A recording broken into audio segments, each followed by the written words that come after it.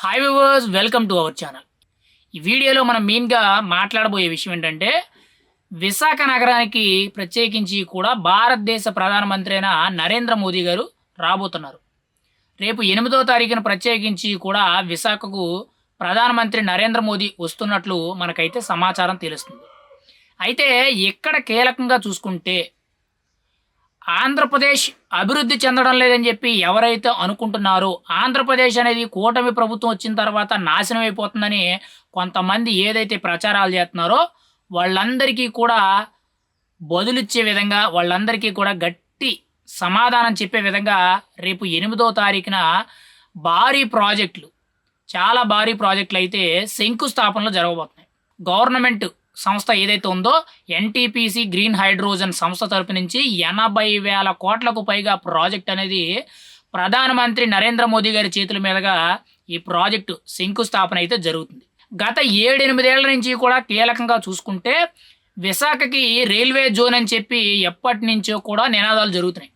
కానీ గత ప్రభుత్వంలో, అంటే వైఎస్ఆర్సీపీ ప్రభుత్వంలో దీని మీద ఎటువంటి స్పందన అనేది లేదు. ఏదో ప్రభుత్వం పరిపాలించామనే పేరు అనేటట్టు చెప్పడం తప్పితే విశాఖ స్టీల్ ప్లాంట్ గురించే కానీ, విశాఖ రైల్వే జోన్ కానీ, మెయిన్గా రాజధాని గురించే కానీ, పోలవరం గురించే కానీ ఈ 4 అంశాల మీద కూడా కీలకంగా చూసుకుంటే వైఎస్ఆర్సీపీ పార్టీ అనేది చేతులెత్తేసింది. కానీ ఇప్పుడు కూటమి ప్రభుత్వం అధికారంలోకి వచ్చినప్పటి నుంచి కూడా ఎటువంటి అభివృద్ధి జరగడం లేదు, కూటమి ప్రభుత్వం సరిగ్గా పరిపాలించడం లేదని చెప్పి ఇష్టానుసారంగా ప్రచారం చేస్తున్నారు. కానీ ఇప్పుడు మోదీ గారు ఈ ఎన్టీపీసీ గ్రీన్ హైడ్రోజన్ సంస్థకు సంబంధించి 80,000 కోట్లకు పైగా పెట్టుబడితో దానికి శంకుస్థాపన చేయడానికి ప్రత్యేకించి కూడా ఆయన విశాఖకు రావడం జరుగుతుంది. అండ్ నెక్స్ట్ వెంటనే కూడా విశాఖ రైల్వే జోన్ కూడా దానికి సంబంధించి, అంటే రైల్వే జోన్కి కావాల్సిన కేంద్ర కార్యాలయం ఏదైతే ఉంటుందో ఆ జోన్ పరిధిలో దానికి స్థల కేటాయింపు జరిగింది. ఆల్రెడీ కేంద్రం నుంచి కూడా రైల్వే జోన్కి పర్మిషన్ ఇవ్వడం జరిగింది. దానికి భూమి శంకుస్థాపన చేయడానికి ప్రత్యేకించి కూడా నరేంద్ర మోదీ గారు రేపు జనవరి 8వ తారీఖున వస్తున్నట్లు మనకి సమాచారం అయితే తెలుస్తుంది. మరి ఆంధ్రప్రదేశ్లో కూటమి ప్రభుత్వ పరిపాలన బాగోలేదని చెప్పి ఎవరైతే చెప్తున్నారో, ఇక్కడ ఈ 2 కీలకమైన నిదర్శనాలు. అభివృద్ధి అనేది ముందు పెట్టుబడులు ఆకర్షించాలి కాబట్టి ఆల్రెడీ దాదాపుగా ఈ 8 నెలల కాల సమయంలో, అంటే కూటమి ప్రభుత్వం వచ్చి దగ్గరగా 8 నెలల సమయం అయిపోయింది. ఈ 8 నెలల సమయంలో దాదాపుగా 4 లక్షల కోట్లకు పైగా చాలా భారీ ప్రాజెక్టులు అయితే తీసుకురావడం జరిగింది. ఆల్రెడీ ఇప్పుడు మీరు ఏదైతే చూస్తున్నారో 80,000 కోట్లతో ఎన్టీపీసీ గ్రీన్ హైడ్రోజన్ సంస్థకి ప్రధానమంత్రి నరేంద్ర మోదీ గారు అయితే శంకుస్థాపనకు వస్తున్నారు. దాంతోపాటు విశాఖ రైల్వే జోన్ భూమి పూజకు కూడా ఆయన అయితే ప్రత్యేకించి రావడం జరుగుతుంది. ఈ కార్యక్రమానికి రాష్ట్ర ముఖ్యమంత్రి అయిన చంద్రబాబు నాయుడు గారు, ఉప ముఖ్యమంత్రి అయిన పవన్ కళ్యాణ్ గారు, ఇంకా మిగిలిన మంత్రులే కానీ, పెద్ద పెద్ద నాయకులే కానీ వీళ్ళందరూ కూడా హాజరవుతున్నట్టు సమాచారం తెలుస్తుంది. అయితే ఇక్కడ వరకు బాగానే ఉంది. అయితే ఈ 4 లక్షల కోట్ల పెట్టుబడుల్లో ఇంకా కీలకమైన ఉన్నవి.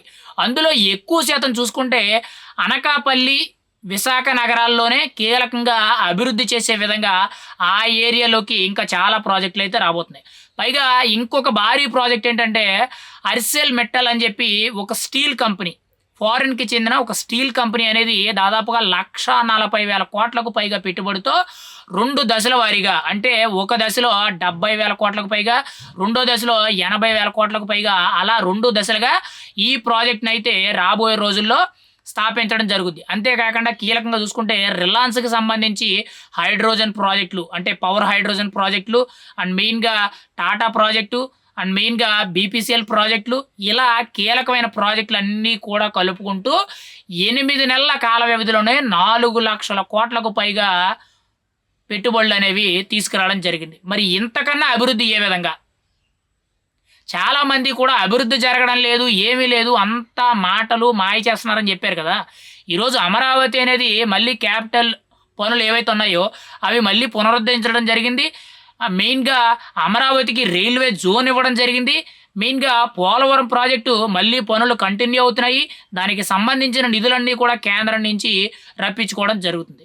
ఇంకా ఇవి సరిపోలేదన్నట్టు మెయిన్గా పంచాయతీరాజ్ శాఖలో, గ్రామీణాభివృద్ధి శాఖలో ప్రత్యేకించి కూడా పవన్ కళ్యాణ్ కేంద్రం నుంచి నిధులు రప్పించుకొని పల్లెటూరుల్లో సీసీ రోడ్లే గానీ, బీటీ రోడ్లే గానీ, డ్రైనేజీలు గానీ ఇలా ప్రతి ఒక్కటి కూడా సంక్రాంతిలోపు దాదాపుగా 40-60% వరకు కూడా దాదాపుగా 40% వరకు కూడా అభివృద్ధి పనులనేవి చోటు చేసుకున్నాయి.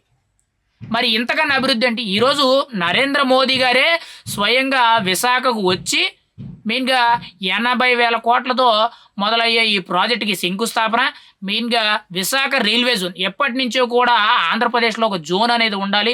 విశాఖ రైల్వే జోన్ అయితే చాలా బాగుంటుందని చెప్పి ఎన్నో సార్లు నినాదాలు కూడా చేయడం జరిగింది. గత 5-7 సంవత్సరాల వరకు కూడా విశాఖ రైల్వే జోన్ కోసం ఎంతోమంది మాట్లాడడం జరిగింది. కానీ గత ప్రభుత్వం అంటే వైఎస్ఆర్‌సీపీ ప్రభుత్వం విశాఖ రైల్వే జోనే కానీ, విశాఖ స్టీల్ ప్లాంటే కానీ, మెయిన్‌గా 3 రాజధానులు అని చెప్పి వాళ్ళు ఏదైతే చెప్పారో అది కానీ, మెయిన్‌గా పోలవరం ప్రాజెక్టే కానీ ఇవన్నీ కూడా గాలికి వదిలేశారు. ఈరోజు వాళ్ళే ప్రత్యేకించి కూడా కూటమి ప్రభుత్వం మీద అభివృద్ధి జరగడం లేదు, రాష్ట్రపతి పాలన పెట్టాలి, కూటమి ప్రభుత్వం వచ్చిన తర్వాత ఏమీ లేదనేటట్టు తప్పుడు ప్రచారాలైతే చేస్తున్నారు.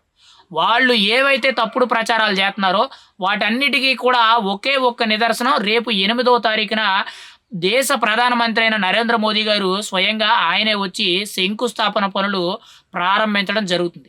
మరి ఇంతకన్నా అభివృద్ధి అనేది ఎక్కడ జరుగుతుంది? వచ్చిన 8 నెలల్లోనే ప్రత్యేకించి కూడా 4,00,000 కోట్లకు పైగా పెట్టుబడులు రప్పించడం, అది కూడా చాలా భారీ ప్రాజెక్టులు రప్పించడం అనేది చాలా కీలకమైన విషయం. ఇప్పుడు చెప్పండి ఎవరు అభివృద్ధి జరగడం లేదనేది. ఇంకా రాబోయే రోజుల్లో నెక్స్ట్ 1.5 ఇయర్‌లో మీరు చూసుకుంటే ఈజీగా 10,00,000 కోట్లకు పైగా పెట్టుబడులు అనేవి ఆంధ్రప్రదేశ్‌కి వస్తున్నాయి. అది కూటమి ప్రభుత్వ పరిపాలన.